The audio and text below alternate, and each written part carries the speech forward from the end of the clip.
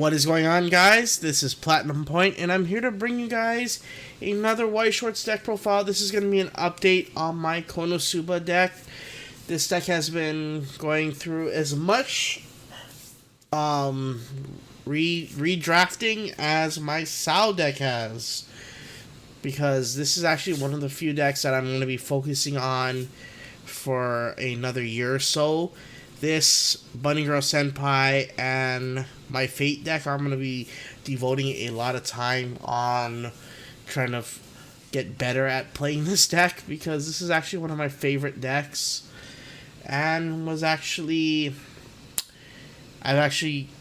had a very interesting journey with this deck, and I want to continue playing this deck and being good at it, understanding the various combos and interactions, especially since we're getting a movie set coming out in English pretty soon. So that's something to look forward to, and that's something to really take into account when deck building. So right now, this is the current build that I'm running. It's leaning more towards a magic focused deck in terms of the finishers, but overall I still tried to keep my own spices into the deck. So I'm still running a Door Stock Soul combo. It's probably one of my favorite finishers, the 3-2 Megumin from set 1. So without further ado, let's get onto the deck profile. So I'm still running 4 of each of the Door and Stock Soul. So for the 0 step, I'm playing 4 copies of Nuisance Megumin. I got this suggestion of playing this from some of the world's players that were playing KonoSuba at the top tables, and they were explaining that this card is actually really good because it allows you to kind of dig through your deck quicker, and allows you to get to first refresh much faster than trying to do it the much slower way that I was used to. So I'm actually currently testing out 4 copies of Nuisance Megumin. So what it does is it's an on death, discard a card, look at the top 4 cards of your deck, and then add 1 magic character. So I know one of the world's players made a misplay, and they already discussed like what happened, so I'm not going to talk about that. But from what I've seen in most of the world's KonoSuba list, they played 4 copies of this, and I'm right now testing it to see how good it functions. But hopefully it does well for me. I just picked these up, so I'm still kind of testing with this card. Next, we play 4 copies of the Ambush Union, best plussing 0 in the game, and the best plussing 0 in all of KonoSuba. It's both a rekey that fetches you the Megumin, and it's also a top 4 check, so you don't really need a brainstorm. Best 0, period. I'm still playing 3 copies of the Snipe Kazuma. My logic behind it is the same as JP players. It's a really good level 0. It allows you to punish oversizes, which a lot of people are playing in English. A lot of sets are doing it. KonoSuba, for example, with the Swimsuit Megumin. Goblin Slayer with the Goblin Slayer runner. There's a lot of 0s that like to stick on the board, that want to stay on the board as often as it can. Kazuma gets around it. The only 0s that can feasibly deal with this card is 0s that become level 1 with their effects. So the Goblin Slayer runner can handle this card fine, but in that matchup you don't have to worry about that. You're mainly going to use the clock effect after that.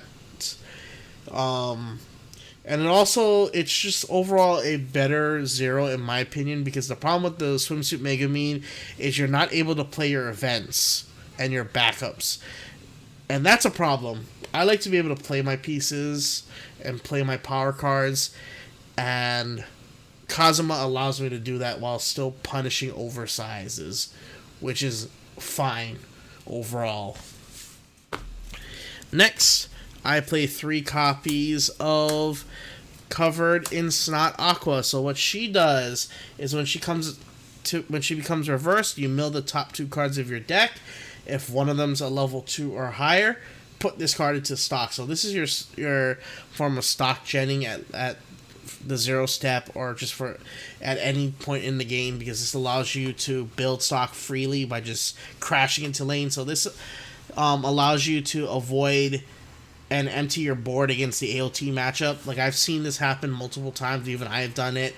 And it's also really good in the mirror match when you want to build stock and also not give your opponent a board to full board their unions. This card is actually really good at it's an overall well-rounded card, and I actually like this at the zero step. I may cut this for some of the blue stuff in the movie set, because I've seen some of the blue zeros that are actually pretty interesting, like there's a twin drive check one.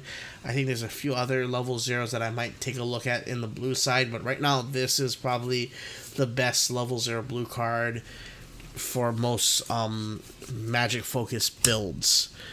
Next, I play 2 copies of the board game Megumin. I know in one of the builds they play 3, but personally I don't like this card at anything more than 2, because the ditch effect is situational. It's a runner, yeah, it's a free runner, but the problem is it's 1,000 body, and you're not going to be able to get much use of it if your opponent full boards a big board without surrendering board or siding with this card, which is sometimes not the most optimal play. But you still need it for the hand fixing. And then lastly, for the zero step, I play 2 Soul Salvation Aqua. I know some builds are playing the Drop Searcher, but I like this card because it's also a deck refresher. And there are points in the game where you're in an awkward situation in terms of your number of climaxes in the waiting room, so you sometimes need to do the pay 2 and refresh. That's why Goblin Slayer still in JP play the Priestess one, even though they play it as a one-of, because being able to get out of those awkward situations in terms of your waiting room composition is key. And if KonoSuba has that, why not play it, since it allows you to fix your deck. And now for the one step, I play 4 copies of Bunny Girl Union, probably the best level 1 for KonoSuba, because it allows you to stock gen, and plus because of its combo, which is on reverse, put top card of deck into stock and reveal top card. If it's a level 1 or higher, add it to your hand. So this allows you to plus 1 off of a reverse, plus 2 if you have multiples, and so on and so on. So this is probably the best level 1 in the set. Next, we play 3 copies of the Megumin Reverser, the nice explosion one. You mainly use this to answer heavy boards, since it's a level 1 reverser, and it's also a discard encore, so you can pretty much break boards and then have it on the backswing by just discarding a card. So it's really nice to have that utility, and overall it's probably one of the best level 1s next to the Bunny Girl Union that we have at the moment. Lastly, I play 1 copy of the Shaken Megumin anti-early play backup.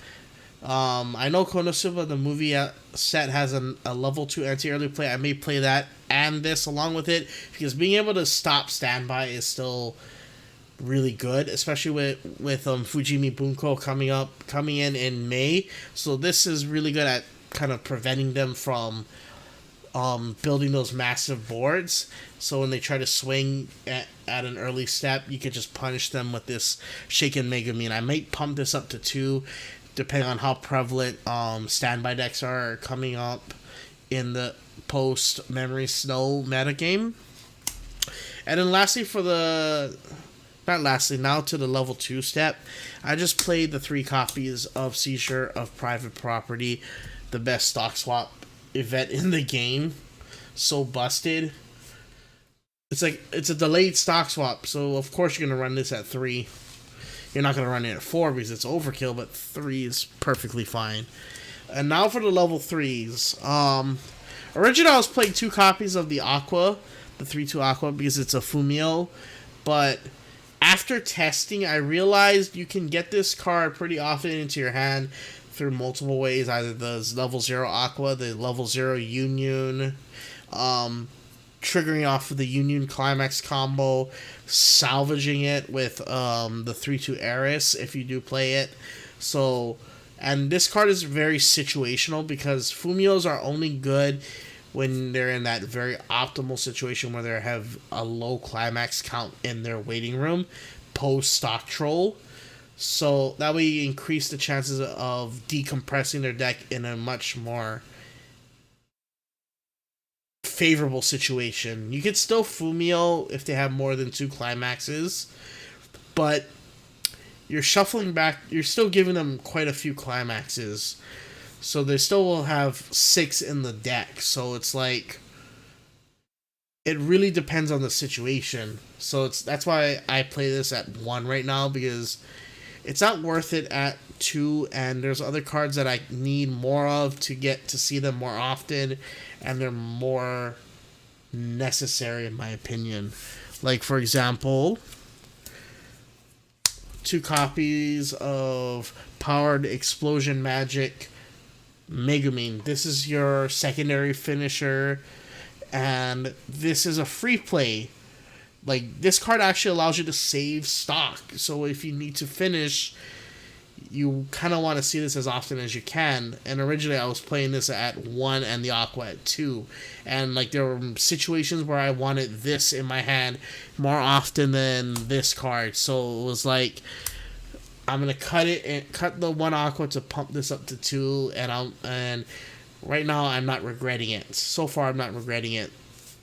And honestly, this is probably your best secondary finisher because it pairs well with the 3-2 Eris, which is another way of getting the 3-2 Aqua, because when she comes into play, salvage an adventurer or goddess trait character. So I still like Eris, but since I'm playing more Megumin, I needed to finally kind of retune that balance. And honestly, 2 Eris is more than enough, in my opinion. And I actually got the idea of that ratio from Kit from Burn 1 in his English KonoSuba builds. I like this card because these 2 basically make up your secondary finishing setup. So if you can't do the full board Megumins, these are your secondary options. So you always want to have options when you want to close the game, and that's why I play the Eris. I always like to have a backup plan if I can't finish with my primary finisher. And then lastly, for the 3s, I still play 4 copies of the Mesmerizing Water Goddess Aqua. This is the best early play in the deck, hands down. Like, a lot of people like to play the Detonative Dame Megumin. I think they're wrong because it's so RNG based. And Aqua, it's basically a on-play heal to stop. Who doesn't like that? And I play this as a 4 of because you need it as often as you can. And there are points where you can heal spam with this Aqua and stabilize at level 2, which is what this deck can actually do thanks to the Aqua level 3. And then lastly, for level 3s, I play 4 copies of the 3-2 Megumin from set 1. So this card is pretty much the bread and butter, the icing on the cake, the best toppings. It's the finisher. So if you don't know what the finisher does, it's basically combos with the stock soul. You pay 1, tap this card, burn 4, and then kick any character in front of that front of this card that's level 3 or lower. So if it's a level 4, if somehow it's a level 4, you can dodge this effect. But most of the time you're basically using this because it breaks walls. So it deals with the Priestess wall from Goblin Slayer. It deals with the Medusa wall from Fate Stay Night if they're running the 8 gold bar build. It breaks the KonoSuba bodyguard build, so this allows you to basically answer their board and still do a ton of damage, which is really nice. So overall, this is the best finisher right now with how the meta is composed, And I'm glad I picked up my fourth one. In the previous builds I ran two. I had a third one in the most recent version of it, and now I finally have my fourth one, and I'm glad I picked it up. So now all we're missing is that new that level 1 climax combo, which combos with the stock soul, and this deck is pretty much just like the one in Japan. So overall, I hope you guys like this video. Don't forget to rate, comment, and subscribe.